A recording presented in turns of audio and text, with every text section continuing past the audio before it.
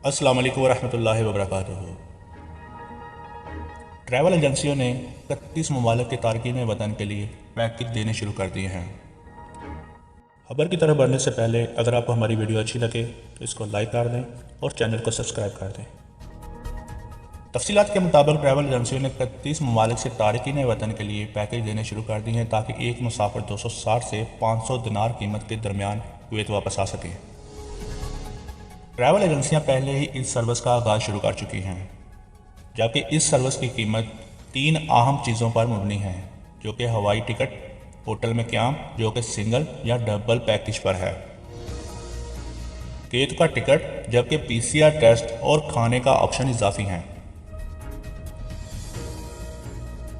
मिस्र से वापस आने वाले मिस्री शहरी अमूमन अमारात एयरलाइन से अमारात के रास्ते सुहाग और काहरा सफ़र करते हैं, जहां वो शारजा में क़याम करते हैं। इनका वीज़ा और होटल की रहाइश के लिए 14 दिन की इजाफी कीमत रखी गई है।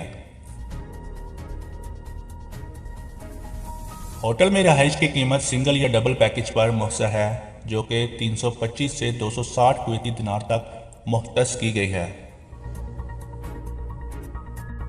इस कुल लागत में PCR टेस्ट शामिल नहीं है।